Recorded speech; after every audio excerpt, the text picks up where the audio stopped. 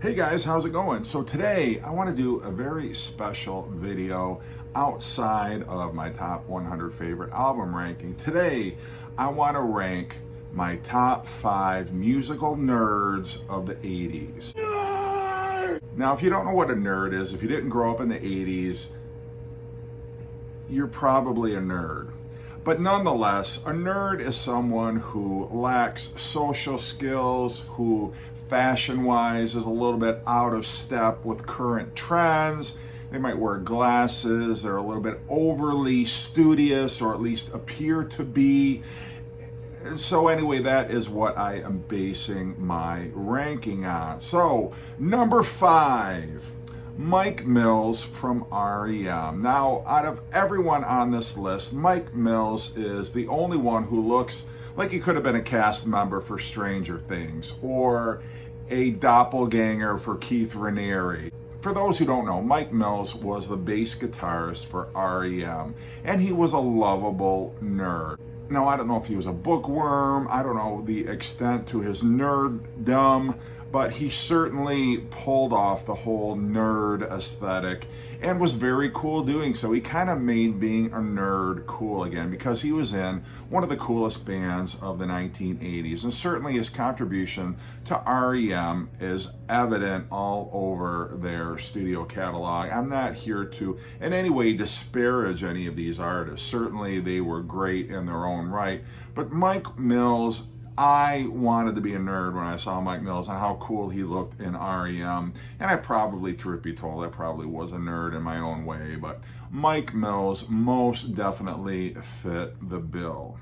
Okay, number 4, and this is one of my favorite artists of the 80s. I have talked this guy up to no end. I am talking about keyboardist Thomas Dolby. You've all seen him in the video for She Blinded Me with Science, where he is full-on nerd, and he is owning it, he's embracing it. It's part of the character that he's playing in this video, and from here on out, he would only be known as that nerd who did that video with the mad scientist. But Thomas Dolby really had quite an illustrious, or at least a respectable career. After the album, which She Blinded Me with Science came out on, which by the way is an excellent, fantastic album, The Golden Age of Wireless, he came out with a more mature album, The Flat Earth, which had the track Hyperactive, which the video was a little quirky, a little nerdy. He's never kind of lived down that reputation of being a cool British nerd, and I'm fine with that. I don't mind. I love, like I said, all these artists. I'm not here to make fun of any of them. I'm just here to point out the fact that number 1, where they were cool, and number 2, they're very nerdy. Nerd! Number 3, another Brit.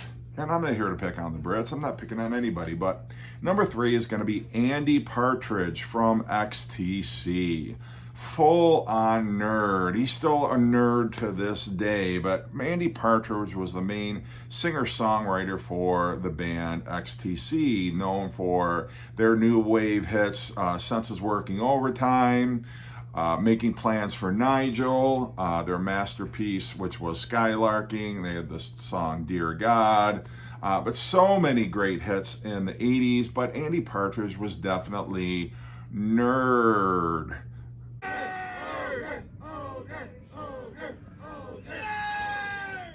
But a very intellectual, very musically gifted nerd, and God love him, XTC is one of the best power pop bands, quirky power pop bands of the 1980s. They broke up a number of years ago, and I don't know if Andy Partridge is still putting out music, but I guarantee he's still very nerdy. But I love XTC. Okay, number 2, one of my favorite bands of the 70s and 80s. I'm going to go to the Cars. Now, this was really a coin flip because I could have very easily put Rick Ocasek as my nerd on this list, but no, I'm going to go with the keyboard player, Greg Hawkes. If there ever was a musical nerd, it was Greg Hawkes. And I couldn't imagine the Cars without Greg Hawkes' keyboard. It was such an integral part to their sound. But the guy was a classic nerd written all over this dude. Nerd! But still, nonetheless, he was a fantastic keyboard player. He was no Keith Emerson, but still, he did what they needed, and he played exactly what would suit the song. No more, no less. Wasn't flashy, just kind of stood there, bespectacled in the back, looking very much like a librarian or like an accountant, or, I mean, name your nerd profession, whatever it may be. But he, again, is one of the coolest nerds of the 80s, and I don't disparage him. I love the Cars, I love Rick Ocasek, I love Greg Hawkes, but I'm just pointing out the fact he's an awesome nerd. Nerd!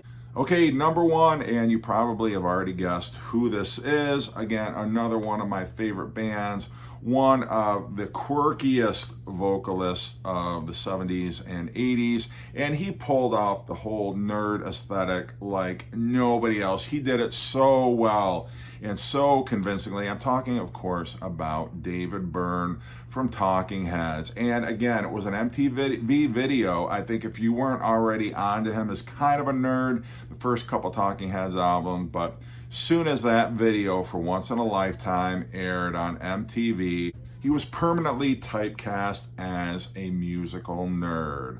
But again, he made being a nerd very cool. Ain't nobody making fun of David Byrne anymore. I mean, he broke up Talking Heads, so there was that.